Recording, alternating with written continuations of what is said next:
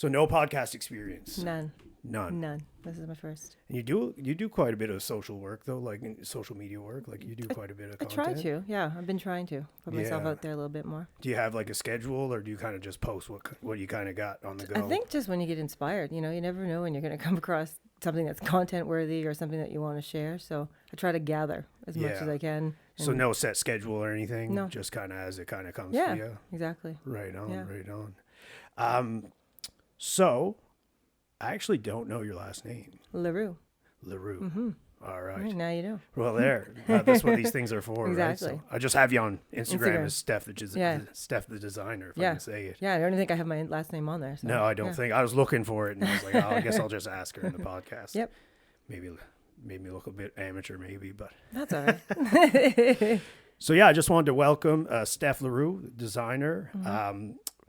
So you do a little bit of kitchen, you do a little bit of decorating, and your business name is Heart and Home? No, Heart of the Home, interior Heart decorating. Of the Home. Because mostly I specialize in kitchen design, so kitchen's heart of the home. So yeah, kind of worked. Definitely. Yeah.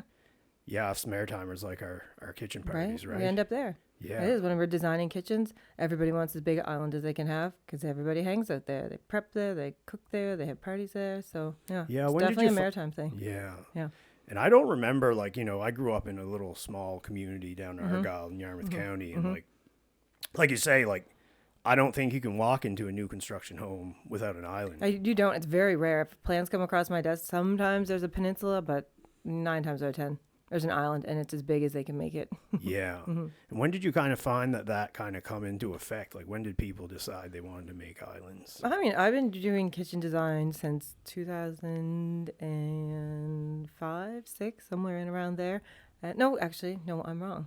That's when I graduated high school, so we're going way back. Oh, shoot. There you go. So I would say probably about 10, 15 years, the islands have come in, and an all one-level island. Used to be a raised top island, a little bit more old school to do that now. But, yeah, it's definitely, within the last 10 years, definitely, I don't think I've seen a set of plans really without an island in them. Yeah, because, we had, traditional split entry in Sackville. It's kind of all pretty closed off in the kitchen. You had one entryway here and then some uppers, and you can get out the other way or around the kind of divider wall. So, yeah, first thing we did when we bought, we were like, well, we don't have a ton of money. We're just, kind of just getting into the workforce and all that. And we're like, well, like you say, heart of the home. We were into the bodybuilding and fitness and powerlifting, and so we're cooking a lot. And, we still love to cook, not so involved in that. Still staying fit. But first thing we did was like, we need a new kitchen. So we tore that divider wall out, opened her up. Because, we like to entertain, cook. Exactly. And that's what people are doing. They'll do anything to get an island. If they don't have one, they have an older home now and they're renovating it. That's like the number one request is pantry storage and islands for sure. Yeah, definitely. Yeah, because we kind of foregoed some of the uppers, like on the left side, tore them out. So we opened up kind of the the dining area.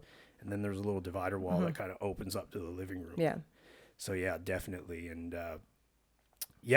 like you say, it is the heart of the home. So it was important for us. And that was kind of the only reno we did or had the money to do, really. Did a purchase plus improvement. And we didn't really touch anything. We've been here, 11 years. Okay, yeah. And then, we just kind of went through the renovation that we just did, the nanny suite that we're Airbnb-ing, and then it's allowed me some extra space to do this and some other activities. Like you say, we got a little sauna, bike, a couple of kettlebells and stuff. So my wife, I'll be honest, is a little bit more diligent to working out at home. I, for some reason, I tried to work out at home, and when we had the garage, I kind of had a setup in there. I just find I had to get out. Sometimes you do. I used to go to the gym all the time too, and then COVID hit, and we were all at home. And now I've figured it easier to work out at home, but definitely. That's also something I find people are adding into gyms. Yeah, everybody kind of wants their home gym. Since COVID, it's been a big thing.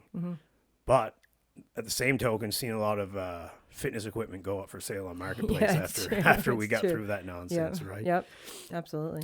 But anyway, let's dive a little bit into it. Sure. Give the kind of viewers a little kind of bit of your background, kind of, where you're from. Are you originally a Halifax girl? I'm from outside Halifax. I grew up in Heron Cove, actually. So similar to you, a smaller kind of community, and still bigger than mine, but yeah, it's bigger, but it's not that big. But yeah. it's a great place. I love it. Love being on the water. Love the ocean. So whereabouts in Herring Cove?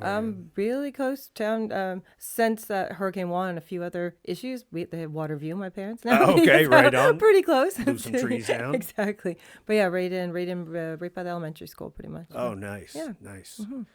Awesome. So, what about past education, work experience? So before I became into interior decorating and design, I was a hairstylist, actually. Followed in my sister. She's fabulous, and I followed in her footsteps. Who's your sister? Her name's Jacqueline. She owns a salon in Bedford called The Parlor. All right, shout out to The Parlor. Yeah, shout out to The Parlor. I worked with her, and I was always super creative growing up, always drawing, always designing things constantly. When I graduated high school, which I said was 2004, so 20 years ago, there was no interior design real programs around here. There wasn't a lot you could do with decorating, so I decided to do hair. Next best thing, it's creative. After doing that for a few years, realized that a form of this big wasn't enough. I needed more, so I went back to school and took interior decorating just locally because there was some more programs available then, and did a work placement with a design firm downtown. Loved it, stayed on for a bit with them, and then realized I wanted to do more residential. They were more of a commercial what did design they firm. do? They did like more hospitality, hotel design, restaurant design.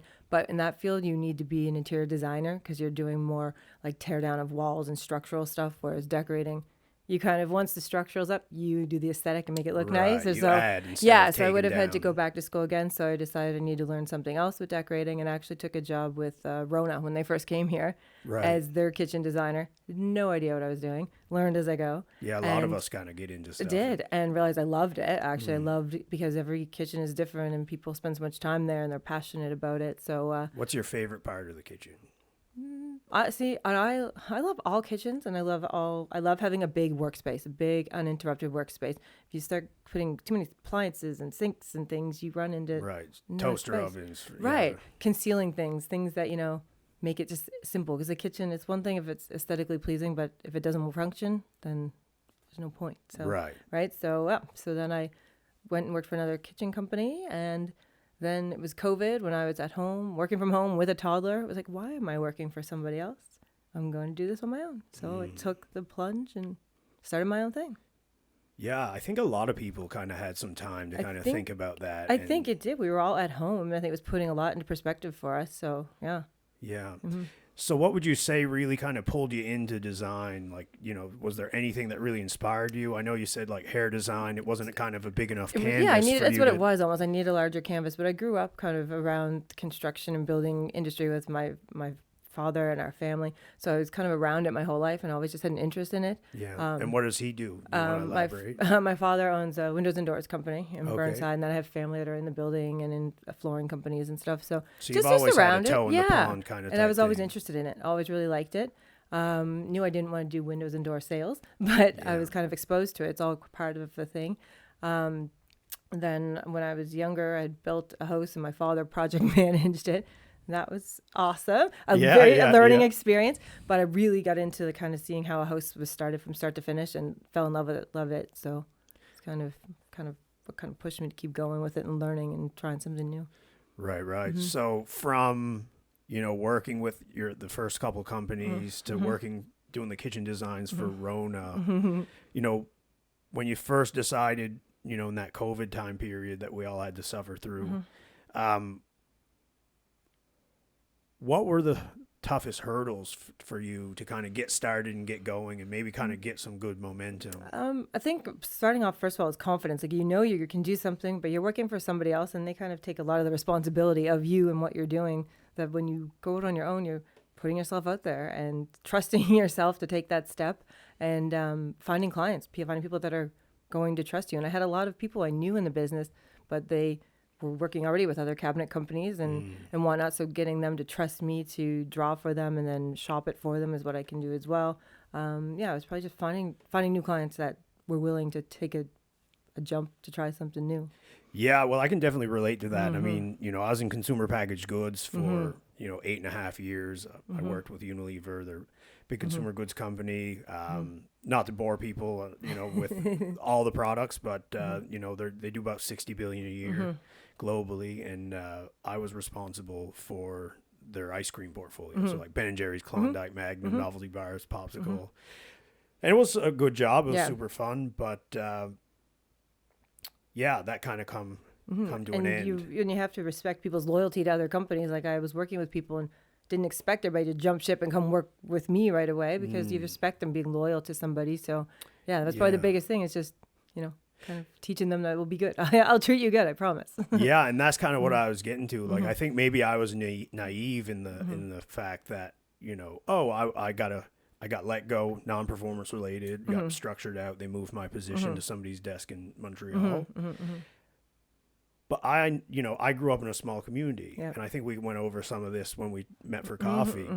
And like, growing up in Argyle, like my father was a lobster fisherman, but also before he got into lobster fishing, my grandpa, his father, was like, hey, you got to go to college, get a trade, something to fall back on. And he was an electrician, and like the phone would ring off the hook, back when we had landlines. Yeah, back when we had landlines, I know. We stayed at a hotel this weekend. My son's playing with the phone. It's still mesmerizes. Probably one of the only places they still have. I bet you're right. Yeah, really. When's the last time you saw a phone? Right, or like a phone booth. I remember going. I see them, but I don't think they work. Maybe they do. I don't know. Man, this is dating me too. You said you graduated in 2005? 2004. So 4? Yeah. So I was 7, and I still remember like going to town like Yarmouth. Yeah. And Mom having to stop at the phone booth, at the McDonald's because maybe we just had lunch. Yeah. Had to call Dad or call somebody or whatever. We would go to the mall because we lived in Herringcove. We were on the last bus route that went through Herringcove. So when we were teenagers, we could go to the mall. But I remember having to change to call my mom. Like, we made it to the mall. Right. And, or to call to check the bus schedule. It was just funny. Or then when I got a little bit older, she had a phone. It was a big flip phone with an antenna. Oh, yeah. And I would take it to go to the mall. I remember Dad come home. It was like a brick. But it was like the most glorious thing. It was like, what do you mean you can make a call on this thing? Yeah. Fascinating. But I digress. So, but yeah, I guess, what I was getting at is like Dad was the electrician. I mean, I'm sure we had more and I'm sure they were great, but we had like a handful of mechanic shops. You had a handful of carpenters that were in the community and you supported who was in your community. Absolutely. So me coming from small town, little Argyle, Yarmouth County, I thought, well, and sorry for any digs if anybody's watching, but I was like, I have great friends. They're loyal. They support me. We support each other. And naively, when I got into real estate, I thought, I'll change my status on Facebook to realtor, and everybody all will my come friends to me. will know, and everything will flow through. Because as a district manager at Unilever, everything, the sale funnels, everything, the channels were already set up. Yeah. Everybody knew at any, Sobeys, Superstore, Walmart, all the gas convenience. You need ice cream, you need to call Chris. Yeah. Now you need real estate, call Chris. And then crickets. Obviously I have a handful of great friends that, always have trusted me and instilled their trust in me early on. And some, where I needed their help and support the most, weren't really there, and kind of gives you that, that you always have to put the work in and work out, because they don't just come to you like you think it might happen. You have to put the work in. Yeah. And I don't know what that is. I don't know if it's like, there's the saying like everybody likes to see you doing good until you're doing better than them. It could be. Yeah. Or is it, well, we like him, he's our friend, but we're not quite confident he's good enough to handle what we need of him. So we're going to use someone else. And I had I don't know, you can maybe speak to your end of it, but I had a tremendously hard time getting around that. It is a little difficult, because you do expect people, someone's building a house, so they're going to come to you, and they don't. And you have to learn to not take that too hard. There's a blow to your ego. There's a curve there. Yeah, there is. And I find now that I've been doing my own thing, since COVID, so about 4 years, kind of gotten over that hurt a little bit. Like, people really start to trust you. They see your work. They believe in you a little bit more. So I guess just putting the work in. Yeah, no, 100%. And, I think I don't know where I was going to go with this, but Your friends. yeah. So it's just like, I don't know what it is, if it's they just don't trust you or what it is. But yeah, I had a tremendously tough time. But like you say now, business is coming and going, and it's like, oh, well, I don't really need your help anymore. But, when I needed it the most, for those that did buy and go elsewhere, it was like, that kind of hurt, because it's like, just like you're an entrepreneur and every other entrepreneur I'm sure can relate. First few years getting started are tough. It's hard. It's hard. So you could use all the support you can get. Totally. It's like my boss at Unilever. I'll give you a prime example. My buddy Rick Monroe. I don't know if he watches these. I kind of mention him every once in a while. I call him my business dad, because Dad taught me work ethic and grinding, and fishing for Dad was tough. I built a house with my dad. Tough, awesome experience though, because I learned a lot. But it's tough working. Maybe that's what it is. Tough working with friends. Tough working with family members. It's all a challenge. And it was like, didn't really have any real sales experience. Like, we go out fishing, we bring the catch home, we sell it to the buyer. Yeah, there's, I guess, a piece of sales there, but it's not really. It's just like here was what we got. You're not really selling yourself as much. You're not negotiating. It's a set price. Yeah. So, when I went to university and I had a few crappy jobs, not really, actually, I shouldn't say that, because it got me to where I am today. Exactly, so I shouldn't knock it, but worked at Green Diamond. Out in Bears Lake, the John Deere store. That was actually a ton of fun. As a brand new, fresh out of university grad. It was my first taste of working purely on commission. But I still wasn't quite mature enough, and I ended up leaving in the fall, because, like, you can imagine, you're not selling a ton of agricultural gear and tractors and lawn equipment in the fall, winter. And the service manager, I had a pretty good relationship with him there. He was down from Kentville. He'd drive up, and he was like, "Man, Chris, what are you going to do in the winter?" And I was like, "What do you mean?" He's like, "Well, outside of selling a few snow blowers, you're going to starve." And I was like, "Oh, I can't starve." I was doing pretty good too, because I was picking up all the odds and sods the senior guys didn't want, like push mowers, whippersnippers, all these little things. And then you do what you have to do. And then next thing, we had a monthly recap call, and like I was like first in sales, like number one in sales, and people were like, "How did that happen?" And I go, "Well, remember all those push mowers you sent over to me? Those add up after a while." Because there was one guy doing it, they didn't know. Next thing, I was here. But anyway, ended up deciding to move because of the service manager's kind of input. And then I went to Xerox, which was a photocopier company. They had an office on Brownlow. I don't know if they still have a service division there or not. I don't know. But anyway, it was a glorified call center job. It was like, "Hey, you want a printer?" No. And it was supporting not even people in Canada. It was supporting the sales force on the ground in the States. So I was doing like government accounts for North Carolina, I think was the last account I had. And it was just like, man, you call government departments in the U.S. And it's just like, they're ruthless. Can't say if I do that. So early on, I knew it wasn't for me. But as a young guy coming out of university, trying to gain experience, build the resume, because I was going that corporate route, because that's what I was told. That's what you're told to do. University job, degree, pension, salary, benefits. That's what you needed. So that's what I was chasing.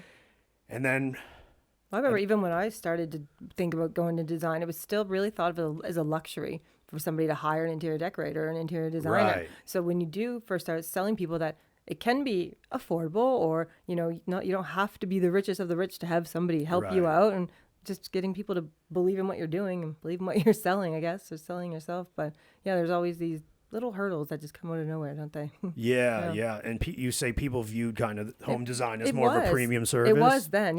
I mean, not saying that everybody's doing it now, but during COVID, I started this during COVID, and then was like, who's gonna hire a designer when they're not working, or when they're, in a different situation they've ever been in?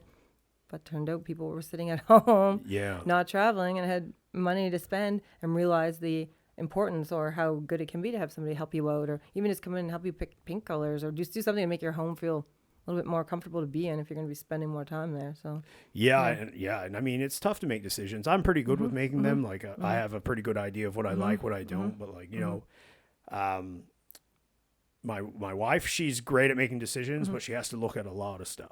And some people find that overwhelming, and they just need even someone to come in and just separate what it is they like or what is it they want. Because you can like a lot of things, but it doesn't necessarily mean you want it. So some people just need a little bit of help in putting them in the direction they need to go in. Yeah, and it's funny because, like, when we did this, so like my wife was like, asking for all kinds of input. And I was like, listen, I'm going to put the team together to do it. I really don't care what anything looks like except for my office. Yep, and as long as it functions. Right? Yep. Everything else, like, feel free to, like, because our tastes are pretty similar, but she felt it was important that I give my input. So, I give it where I could.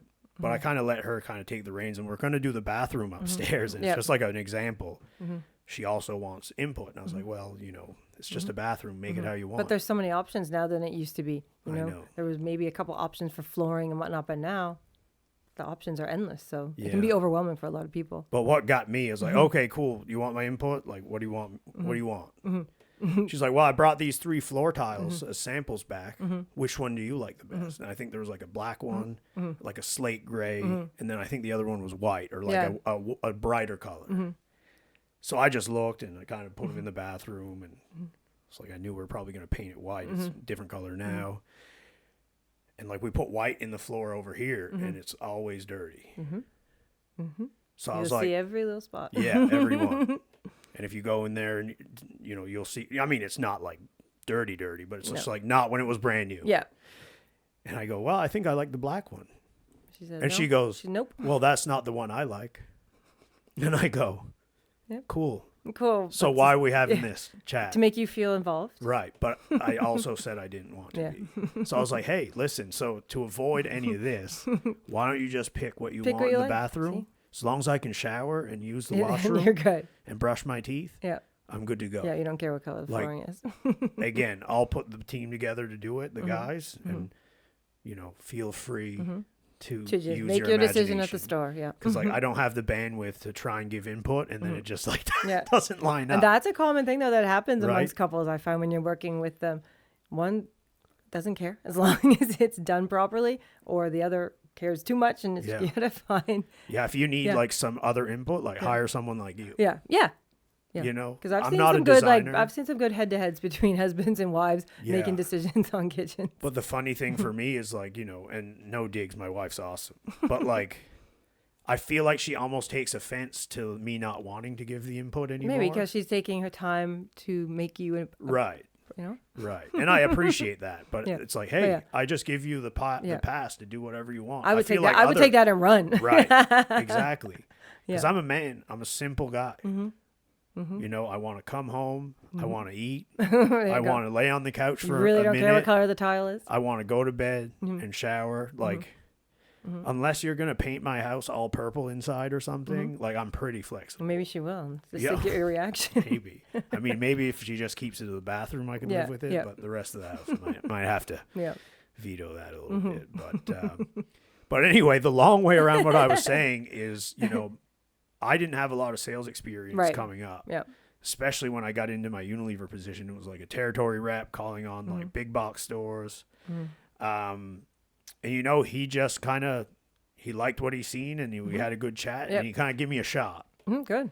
And, my mission as I was in that position and progressed and kind of absorbed some of his leadership responsibilities, I got into hiring. Yep. And a lot of times I know how hard it is to be given an opportunity. It is. To be given a chance on. Yeah. So, and I've done it a few times in Unilever. I've done it in the real estate industry.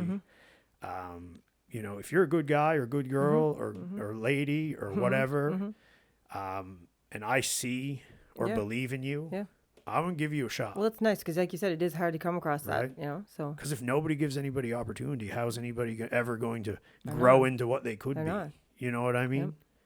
Yep. So, back to getting into as an entrepreneur, starting a business, when the people that, you've invested so greatly into, when it's their turn and it doesn't come back around, that's, I think, what hurts the most. I think it does, I'd bend over backwards. I'd take bullets for most of my friends, because the ones that I keep around, they mean a lot to me. Yep.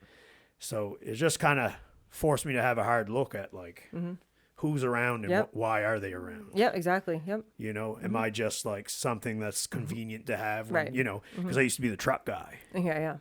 Oh, can you come get this elliptical for my wife? Okay. And sure enough, You I'd do go, it. show up, we'd meet up, I'd lug the thing in there. Yep. You know, the wife wasn't dragging an elliptical Nope. in the basement Yep. down a steep set of stairs. Nope.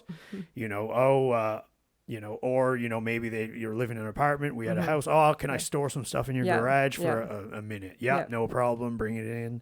You know, oh, can we borrow this? Can we borrow, you know, anything. I got a bunch of tools, happy to do whatever people wanted. Yep. You need my time? You know, had a guy, got married, wanted to do it at his house. You know, landscape the whole backyard. Yeah. Okay. You know, Yep. now So you expect I a little didn't. bit in Yeah, return. I didn't do a ton of, you know, Yep. all of it, but we slugged away at it. Quite a few yards of gravel and raking and shoveling and wheelbarrows. And Yep. Hard so it work. was like, yeah, it was just kind of. I guess for me that was the biggest hurdle. Yeah, was it like is a hurdle for sure. Yeah. rejection. Yeah, I think it is because then when somebody rejects you, you tend to second, or I do, I'll second guess what I've done. Or if someone doesn't get excited over something that I've designed, you kind of start questioning, was I not good enough or did I not do this well? So getting over that and realizing that you have to trust yourself, and somebody saying one thing or not going with you doesn't mean you're awful, doesn't mean you suck at your job, but it is definitely a hurdle for sure. Yeah. Yeah.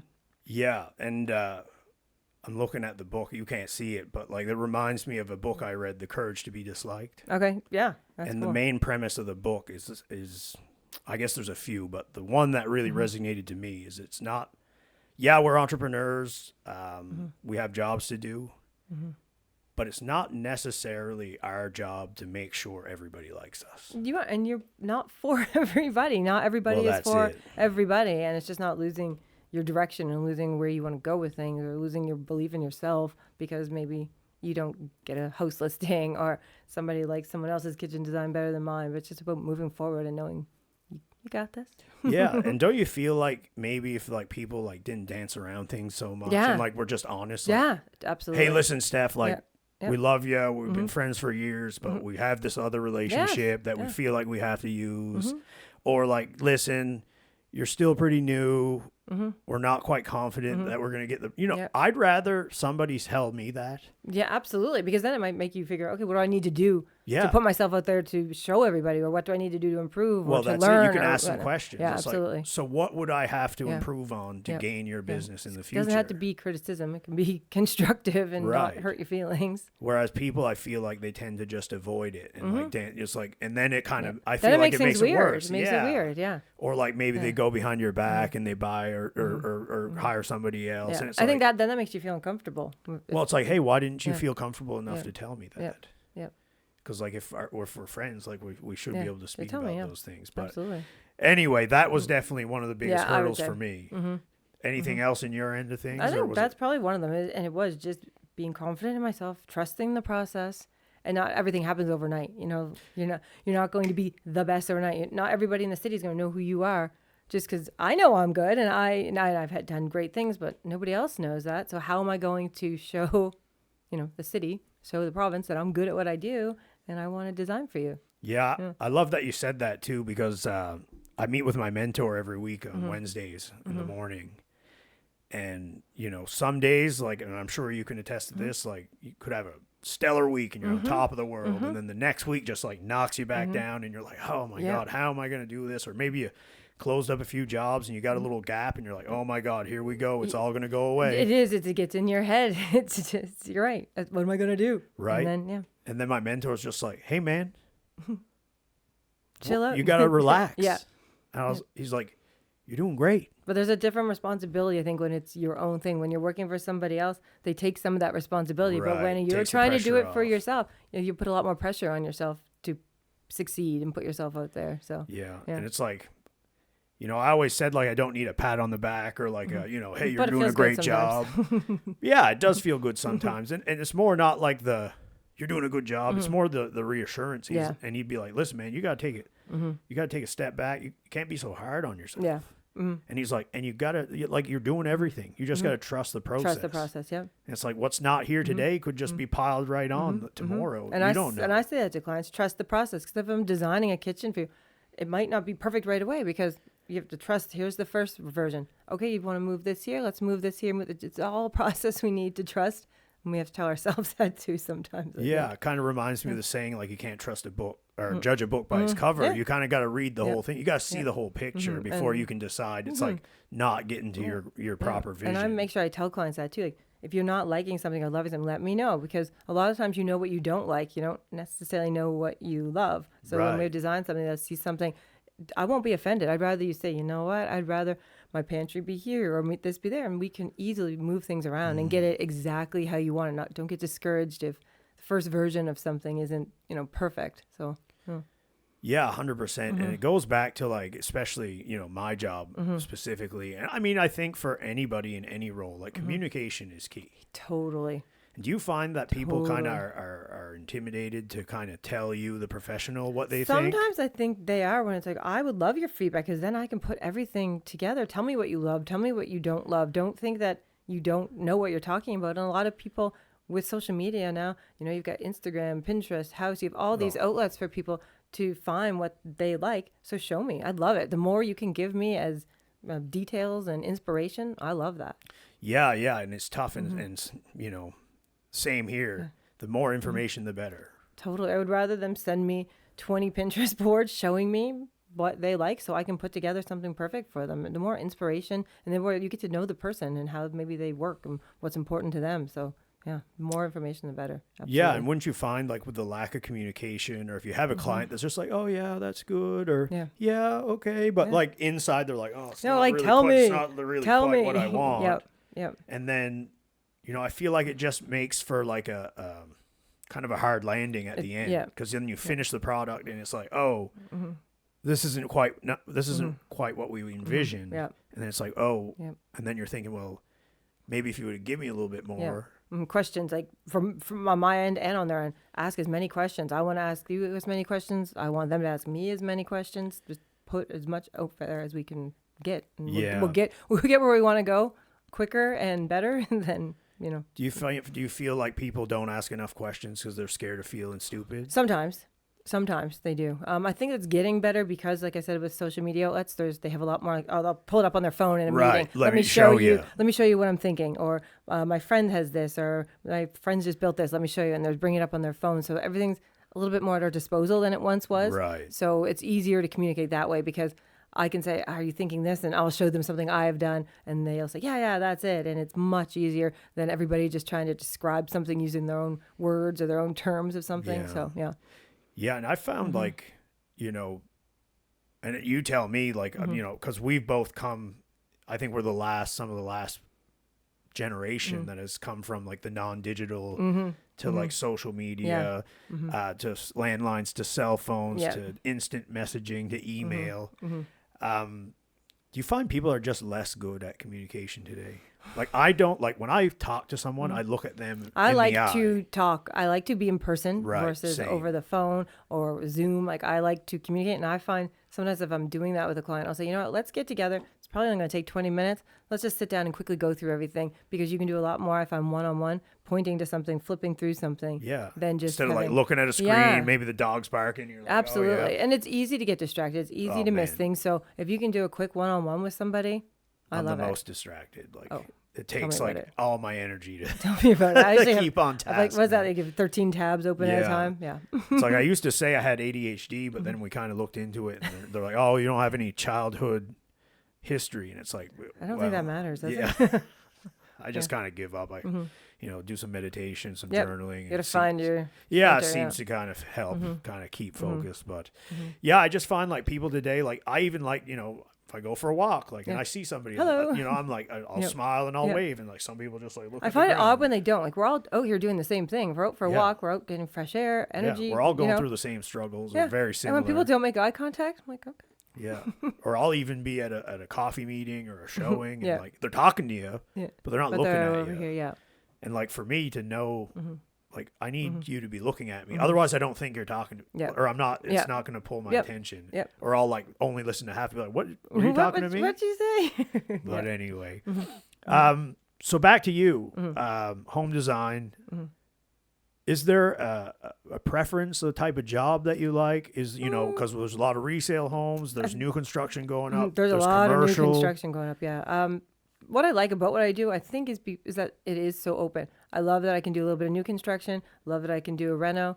Some renos are always a little bit more challenging because you never know what you're really going to get into until you start the demo. Yeah, yeah. But I do love both. I love that I have the option to do both. I work with some builders that do primarily new construction, and I work with some companies that are doing renos. So yeah, it gives me a good variety. I do like it both. Yeah. So if you could, like, I know this wasn't in the, you know, the set of questions we kind of briefly went over, but like, I know I asked you about your ideal job, but what would be like your kind of ideal kind of client to work with?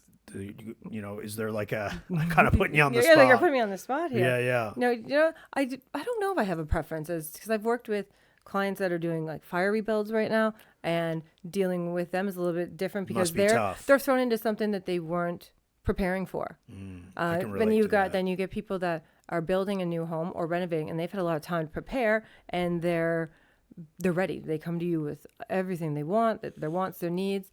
Or people that are downsizing maybe say, I know I don't need this, I don't need that. So I like dealing with all types of clients, to be honest. I don't really have a preference because I like the challenge of kind of getting to know somebody and figuring out what to do and what's going to make this their perfect space. So yeah. Yeah. It's funny. I never, you know, I guess there would be a lot of people rebuilding from that fire there as well. Is. And meeting some of them though has been really cool. Like just talking to them and their experience, and they've been really cool clients to work with lately, actually, because they've been through so much, and they're still here, and they're optimistic, and they're just happy to be here and to be moving into a new house. And yeah. And they've been overcoming so many challenges. So I found it kind of just neat listening and talking to them and knowing that you're putting something together for them that they've been waiting for a long time to get back into. So yeah, it sounds very fulfilling. Yeah, very. Yeah, I can kind of relate a little bit. I mean, it's not my home that was, well, I shouldn't say that, kind of. So my childhood home burned down in 2018. So I was just curious, like, you know, how was the level of excitement versus kind of the doom and doom and gloom, I thought but they would be very like down, but no, a lot of them are just they've had some excited. time to process it. I think. Right. I mean, I can't speak for it because I didn't lose a home, but meeting with them, I expected it one way, and no, they have ideas. They're kind of looking at it as a fresh start, I think, for some people. So no, it's been fulfilling to work with them. Absolutely. Yeah, I just speaking from, my experience, obviously I've been here for 11 years. Like I haven't lived in my childhood home since 2007 when I graduated, come up to university. Really only went the first 3 summers to university and the odd weekend. Otherwise I've been up here, but like mom was like a huge film camera gal. That's another thing. Like it's kind of making a bit of a comeback. Okay, yes. Some people, photographers still use film, but like we had like, Rubbermaid containers the size of that. Yeah. Just stacked, some were and did they lose them? Oh.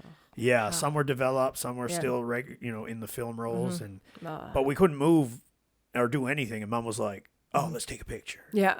And it's funny that, as a kid, I was like, oh, no, not another picture. But now you wish you probably had them. Yeah. Oh, well, definitely that. But like now it's just funny. Like I kind of got into photography a few years ago just to kind of similar reasons probably mom did. It's like, oh, well, our memories are only going to last so long in our heads. So we got to capture them. We do, because now they're all in our phones. I know. Like my grandmother, and I love photo albums. She's already started giving me some because I'll go to her house. I've flipped through them 100 times and I'll still look through them. We don't have that anymore. Yeah. I have a camera roll of thousands of pictures of my son. Right. But it is something to... I do. I love it. I love that.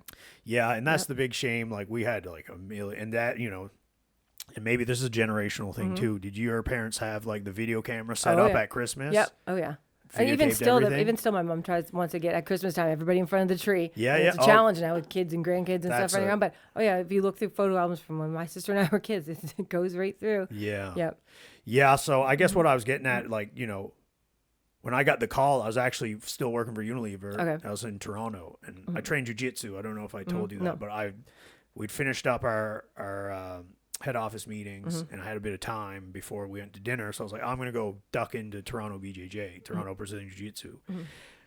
And I trained. It was like maybe like 7:00 class. Okay. Finished up around 8. I think we were going to dinner for like 8:30 or something. I had like 27 missed phone calls. Oh no. And I was like, holy cow, Dad had a heart attack. Yeah, that's never good. Yeah. So I call her back. It's like, what's going on? Is Dad all right? She's like, what are you talking about? I was like, do you have a heart attack? Like, why do I got so many missed phone calls? Yeah. She goes, oh, well, the house burned. I was like, oh my God. But I was Wow. like, Yep. are you okay? She's like, yeah, I wasn't home. I was like, what about Dad? It's like, yeah, he's just got a couple burns, but he's good. Oh my What about God. you had a Yorkie at the time. She's not here anymore, but Lily, little teacup Yorkie. Oh, yeah. Where's Lily? No, she's good. She was happened to be outside. I mean, and those are the things that matter. Your parents are good at the dog. Yeah. Yeah, and then Mom had a couple cats, and they're kind of, we live in the country. They're not indoor cats. Yeah. They're outdoors all the time. So luckily, no injuries or fatality. Everybody was fine. So I was kind of like, all right, so we're good. Yeah. And she was like, but Well, we're not. She goes, well, we lost all our things. And then I never took a ton of stock into that because I was, I was away on work. But if it was your childhood home, what she would have had, the stuff she would have had in that home. It's like at home, at my house, like you come for, Christmas time, Easter, any holiday. It's like, Santa threw up in the house. Yeah. Like North Pole, Same. Easter Bunny.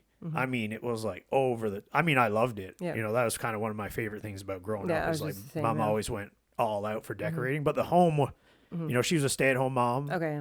Now, mind you, I can't say she didn't work because she did Dad's book work for both businesses. We were, in our teens, we were like full-time hockey players. I was going to say, she was very busy. Oh, yeah. She was And, and similarly on Dad's side, like, he was still very involved, hockey and stuff too, but always fishing. And then when he was younger, it was like after fishing, sometimes he'd go do an electrical call. Yeah, right. And it was always back and forth. And then the summer and the off season, he'd do more electrical.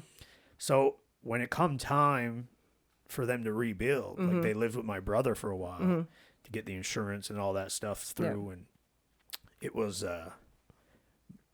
back to decisions and making renovations. Like Mom was never super good at it because she thought like everything was so obscenely expensive to her that it was permanent. Yeah. Once you made a change, there was no changing it back. Like it was just like we did it once, you can't do it again. I think is a bit of a generational thing too. Yeah. Where, as me, I've been in my house for like 5 years, and I think I've changed the paint colors twice. I've changed out the sink faucet. I've changed lighting out a couple times. Like it's just different. We were different. My parents' house growing up, they've started doing things now, but it was like if it ain't broke, don't fix it kind of thing. And now that's not really the way with our generation, I think, especially. Yeah. So in my mind, I'd be like, oh, well, wow, like you guys have an opportunity to build the house. Like I remember growing up, we had a bungalow, just modest. We grew up very modest, bungalow. And like, I remember being a teenager, Dad had kind of, reframed some walls downstairs because we had a wood stove. So they had a section to put the wood in the house after it was dry. And then, but we had a little rec room kind of framed out because Dad was also a very good carpenter. And Gramp was a lifetime carpenter too. And Gramp was still around then, and he had helped do that. So the idea was to make the downstairs part of the house more functional. Because, they had me, and then a year and a half later, they had my brother, and then 6 years later, 6 or 7, I always mix it up, they had my sister. Okay. So for a 3-bedroom home with a living room and a den, like it was pretty congested. But, back where we grew up, seems like in the city, like people upgrade and buy and put add-ons, and it just didn't really. The house you had back home was the house you had. Yeah. You didn't really do a ton unless you were super handy and had the time and wanted to do it. Yeah. But it just like, I was like, oh wow, you have the opportunity to build the house you should have had. Yeah, exactly. That you just, don't have time or this or too busy. Absolutely. That's what's kind of fun about renovations, I find. Because they've had the time to live in the home and figure out what doesn't work and what does. And I think there's a little bit more passion in there with a new home construction. I think a little bit because they're building onto something they've already made memories in and they're already living in. So, Yeah. So Mom was just, it wasn't as happy and awesome. Yeah. But now, there's still obviously some, harsh feelings about what happened or, some sadness, but like, they have an awesome new brand new home. Perfect, yeah. Now the full lower level is all finished. They got a walkout. We lived on the ocean. We're kind of spoiled. Like, everybody's scrambling here to be on the ocean or the water or a lake. And it's awesome. But I lived on, for 18 years. I could just throw a rock in the ocean. Yeah. Like when Gramp was fishing, they fished so close to shore. Like we had a play set looking over kind of little bay. And sometimes we could see them and like Gramp would shut off the boat and they could like yell. Oh my gosh. Sound carries so good over yeah, water. Yeah. Be like, hey. That's awesome though. That's but yeah, cool. it was super cool. But yeah, the point was like, it just wasn't like a super happy, uppity, like we're building a new home to mom. Because she was like, well, I'd trade 3 of these new ones for my old one. To have everything even back. though it was better. That. Yeah, because all the stuff. Yep, I get that. Totally. You know, baby clothes. You know, she saved a lot of stuff too. Like, totally. Not hoarder, but no, like very... but there's special things you keep. Yeah, I get absolutely. it. I get it for sure. Yeah. But so yeah, I guess we kind of touched on it, but just to kind of recap, so what would be the kind of the most fulfilling part of your job, like when you're working with clients, whether it's a resale, new construction, commercial? You know, I think for a lot of it, it's seeing something see the actual project come to life and seeing the excitement, especially if this is something they've been thinking about a long time. You probably see it in what you do. People will buy a house and like, first thing we're going to do, we're doing the kitchen. Yeah. And then 10 years go by, babies are born, you know, things happen. Yeah. Life happens. So when it finally does happen, they're so excited and they're so happy. And just to see these people be so passionate about something, and then me being a part of it and starting from like sketches to renderings and then seeing it come to life, I think that's the most fulfilling part, is just seeing it all come to and seeing how happy someone is in the end with something, because it's such a big undertaking. It's an expensive project to table. Yeah. So yeah, to see them happy with other decisions and seeing everything come to be realistic is, I love that. Yeah. And do you think, like, I was talking with a buddy of mine, does carpentry, great carpenter, and we were just talking, like, I'm not very handy. Okay.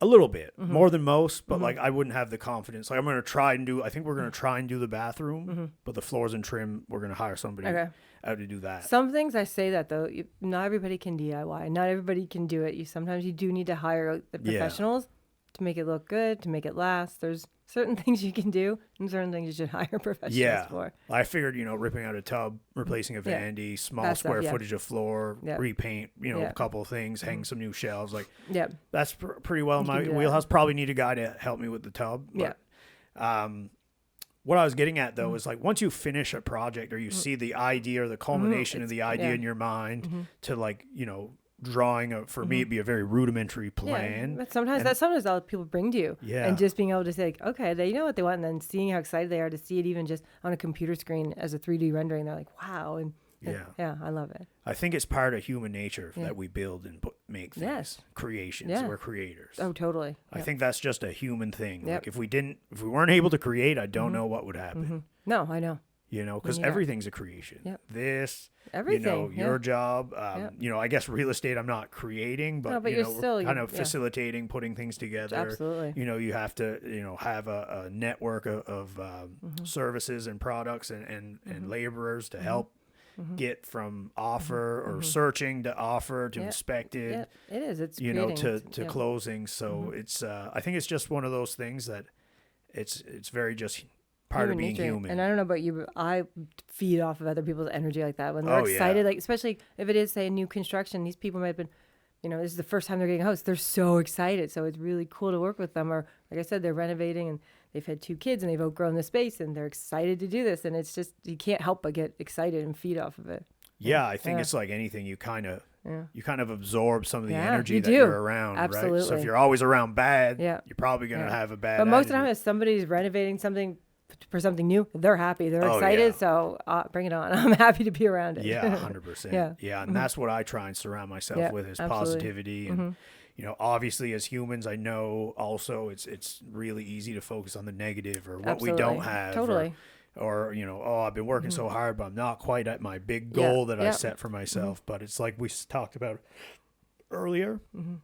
Excuse me. If we just trust in the process and we know that we're doing what we need to do to get to that goal every day, then we gotta just take it a little bit easier on ourselves and give ourselves a break. And just allow things to happen.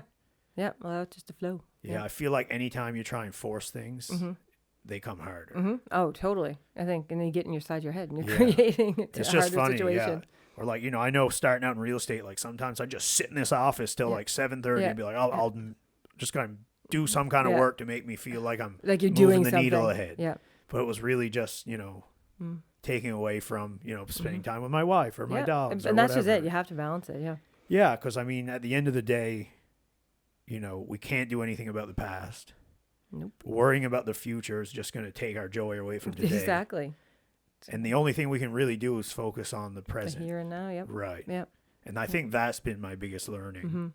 I find that too, and kind of similar thing. Like working with clients, I'll have clients come in and they're like, "Well, it's not going to be a big kitchen. It's not this or it's not that," and But they're that kind doesn't of matter. and they're kind of down to us. And I'm like, "No, I can make this amazing, and we can do it for 10 grand or whatever their budget Yeah. is. We can make it work. Like, let's get happy and excited, and like you said, live in the now. Who cares about what you want to have, but you can't? Let's talk about what you can have and how awesome this can be." Yeah. No, and similarly to your point too, it's like the size of the job doesn't matter to me. I've gotten excited over a $10,000 kitchen as I have over a $60,000 kitchen. It doesn't matter. It's Or clients will come to me and be like, "Oh, listen, like we really want to buy a home, but just want to tell you that we don't have the greatest budget." And it's like, "Hey, matter. Listen, there's a house out there for you. Yeah. We just have to understand the constraints we're working with. Yeah.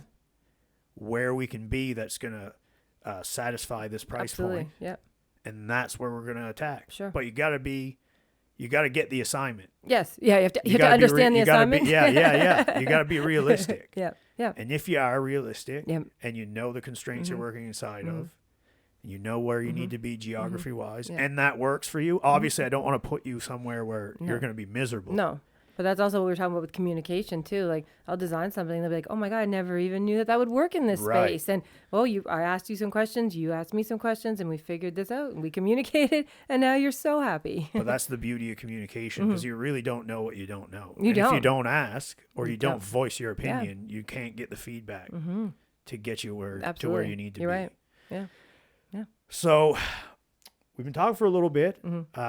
Last kind of final thing on my end, I kind of want to talk to you, and we'll release you back out into the world. Into the heat.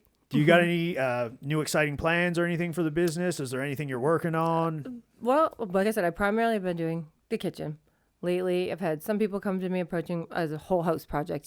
They want the paint colors, furniture, full styling, interior design, full thing. And I've taken on a few and enjoyed the process. So I think moving forward, I'm going to start taking on a little bit more as far as the whole home, not just focusing on the kitchen. Your offerings. Yeah, but that also took a little bit of confidence and experience and growing over the last few years and knowing my strengths and my weaknesses. And yeah, I think I like the idea of kind of growing into outside of the kitchen, sticking with kitchens, but working with everything. Bread and butter is the kitchen, but we're looking to expand a little bit. I've done it all, but I just focused for so long on one thing that I think I'm ready now to expand it into the whole house. Yeah. That's awesome. Yeah. Well, that's exciting. Yeah. Well, that's cool. Yeah, I'm it's one of those things, if you enjoy it and it kind of tickles your fancy and you want to dive in, then I always encourage people to kind of explore. Absolutely. I mean, if you end up not really liking it at the end or as much as you thought, you just go back to what you really know. But you're not going to know unless you do it. And for the longest time, I was worried about taking on too much or not being good. And then once you do a few clients or finish a few clients' jobs, you're like, okay, I love it. I did this. They're happy. Nice. And it just kind of makes you want to do it again and again. Yeah. That's awesome. Yeah. So if somebody wanted to contact you to get a kitchen designed or a whole house, what's the best way? I've mostly been using my social media through Instagram, to be honest. That's where I get a lot of my leads or just word of mouth. And what's your tag again? Steph_designer. Perfect. Simple and easy. Simple and easy, right? Yep. So if you need anything in terms of design or home or interior design, kitchens, she's there. Look her up.